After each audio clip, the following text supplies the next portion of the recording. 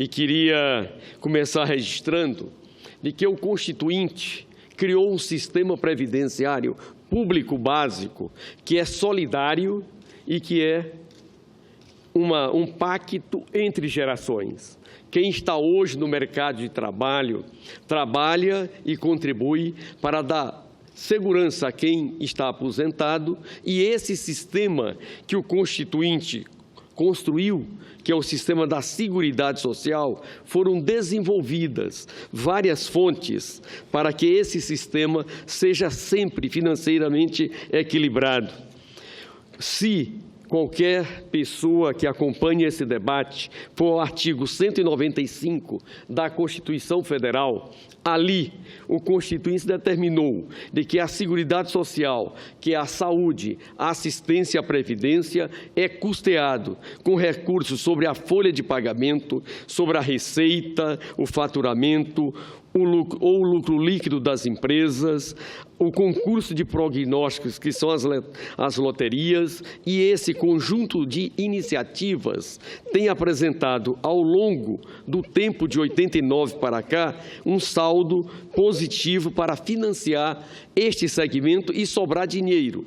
E tinha tantos recursos que, a partir de 94, foi criado a DRU, a desvinculação de recursos da União, para retirar dinheiro da saúde, da assistência e da previdência para pagar juros da dívida pública. Só no ano de 2012, nós arrecadamos 792 bilhões de reais na Seguridade Social. E gastamos na saúde, na assistência e na Previdência a quantia de 682 bilhões de reais, sobrando 110 bilhões de reais no ano 2012, e esse dinheiro foi deslocado para pagar o serviço da dívida. Em 2013, sobrou 96 bilhões de reais.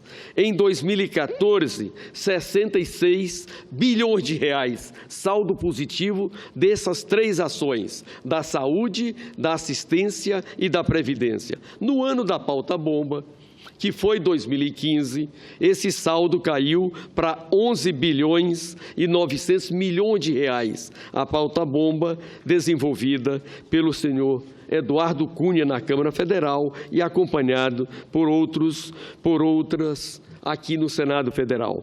Eu quero registrar de que esse sistema de uma previdência pública básica, com um piso de um salário mínimo e um teto, que hoje é de 5.531, ela foi regulamentada e ela foi disciplinada na Emenda Constitucional 41. Nesse processo, nós tivemos um conjunto de ações para redução de despesas, para redução do desperdício, de combate à sonegação e um sistema transparente de arrecadação de controle, senador Cidinho. Exatamente por isso, quando chegamos em 2007, a previdência contributiva, que é a urbana, que é essa que atende todos os trabalhadores de carteira assinada, que atende o contribuinte individual, os trabalhadores urbanos. Faltou 22 bilhões de reais para fechar essa conta. Eu tive a felicidade de, em 2007, ser o relator geral do Orçamento da União, que criou o PAC, que criou um conjunto de ações que permitiu as condições para o Brasil ter o pleno emprego, que passamos a ter a partir de 2010, que permitiu ao salário mínimo ter ganho real, que permitiu reajustar os benefícios de aposentados e pensionistas, e em 2008, o melhor e o maior presidente de toda a história brasileira, que é Luiz Inácio Lula da Silva, me nomeia ministro da Previdência com esse compromisso de trazer o tempo de concessão de benefícios para algo como é feito no sistema bancário. E ali nós gastávamos 180 dias para dar um benefício de licença maternidade para aqueles que procuravam as nossas agências, para conceder uma aposentadoria. O trabalhador tinha que trazer um saco de documentos para poder comprovar a sua condição de contribuinte para o Estado, enquanto que a obrigação de comprovar se teve ou não contribuição era do Estado, como fiel depositário, e ali fizemos uma série de mudanças. Invertemos o ônus da prova, passamos a ter o reconhecimento automático do direito previdenciário e esse tempo, que era de 180 dias, com os mesmos funcionários do INSS, reduzimos para 30 minutos. E esta previdência, que era deficitária, já em 2009, entre o que nós arrecadamos e o que nós pagamos, sobrou 2 bilhões e 400 milhões de reais. Esse processo positivo continuou. Quando chegou em 2011, sobrou 30 bilhões de reais. Em 2012, foi para 33 bilhões de reais. Em 2013, para 31 bilhões de reais. Em 2014, para 30 bilhões de reais. Isso são dados da Receita Federal do Brasil, do Ministério da Fazenda e da Contabilidade Pública Brasileira para aqueles que são como Tomé, que se comprove. Aqui está a prova. Esse gráfico é do Ministério da Fazenda nas audiências públicas que eles têm feito.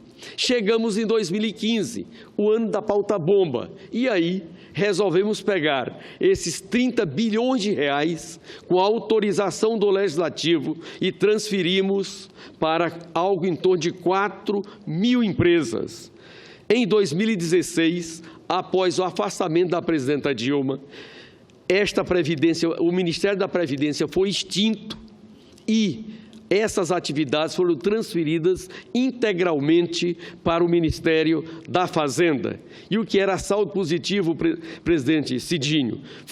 Construir um rombo de 46 bilhões de reais. Retiraram e quebraram a Previdência. E só tem uma leitura para justificar essa malvadeza que se pretende fazer. A trabalhadora rural, hoje, ela se aposenta com 55 anos de idade, com um salário mínimo. Essa idade está sendo elevada para 65 anos de idade. É uma perversidade com essa mulher. São 130 salários mínimos que retira dessa trabalhadora rural e nunca mais ela recebe. E isso vai quebrar também os pequenos municípios, porque grande parte do comércio nos pequenos municípios tem como contribuição exatamente os benefícios da Previdência. Com a professora da creche, da pré-escola, do ensino infantil, do ensino fundamental, do ensino médio, aí é que a malvadeza é grande. A idade delas hoje são 50 anos de idade, com 25 anos de contribuição, pois essa idade de 50 anos está sendo elevada para 65 anos. São 15 anos a mais para cada professora da creche, da pré-escola, do ensino infantil e do ensino fundamental. E para ela se aposentar com o salário do mês como tem hoje, aos 25 anos de contribuição, esse tempo de contribuição vai para 49 anos, ou seja, aumenta 24 anos no tempo de contribuição desta professora. Só uma coisa justifica: este presidente deve ter muita raiva das mulheres, em especial das mulheres mais pobres, e não satisfeito com isso, pega a LOAS, a Lei da Assistência Social, que é o benefício de prestação continuada que hoje se recebe aos 65 anos de idade, que atende o pobre do pobre, aquele que não tem a menor condição de comprovar qualquer contribuição com a Previdência, e eleva para 70 anos de idade. E esse benefício, que hoje é de um salário mínimo, desvincula do salário mínimo. Nós temos hoje 3.400.000 pessoas recebendo a LOAS, o benefício de prestação continuada, e não tem, pela proposta que foi encaminhado e que está na Câmara, direito adquirido. O que isso quer dizer? Uma vez promulgada essa emenda constitucional, no dia seguinte virá uma medida provisória dizendo qual será a remuneração desses 3.400.000 pessoas, que é constituída por crianças que têm algum tipo de limitação, de idosos que não têm a menor condição de sobrevivência. Por isso eu fico feliz quando ouço meus pares declararem da tribuna e nas reuniões e nos seus grupos de convivência de que não aceitarão que essa malvadeza encaminhada pelo governo golpista Michel Temer se torne realidade. Por isso, senador Cidinho, eu sei do compromisso de Vossa Excelência, eu sei do compromisso do ministro Garibaldi Alves Filho, eu sei do compromisso da senadora Ana Amélia e não tenho dúvida que se a Câmara fizer essa malvadeza, o nosso Senado não permitirá. E este governo tem feito, nos últimos 15 dias, uma série de verificação na sua base de apoio e comprova que não tem voto para aprovar. Por isso, começa a construir determinados discursos para enganar a população. Na semana passada, o discurso era: os 5.570 municípios deverão ter o seu regime próprio de previdência, os 26 estados e o Distrito Federal deverão ter o seu regime próprio de previdência social. E o que nós vamos legislar envolveria o regime geral do INSS, o trabalhador rural e também o servidor civil da União. Esse discurso já não vale mais para essa semana. Nessa semana está dizendo que vai dar um prazo de até 6 meses para que os municípios e os estados regulamentem a sua previdência própria e, se não fizer isso, a da União vale. Em outras palavras, esse é o preço do golpe. Querem desmontar a Previdência para abrir mercado para os bancos, para a Previdência privada. Por isso, Cidinho, eu tenho convicção de que esta CPI do INSS vai esclarecer exatamente o porquê deste rombo fabricado em 2016. E aqui é baseado nos dados do próprio governo, aonde eu fiz parte e que ajudei a estruturar esse banco de informação. Muito obrigado pela tolerância e estarei sempre à disposição desta casa.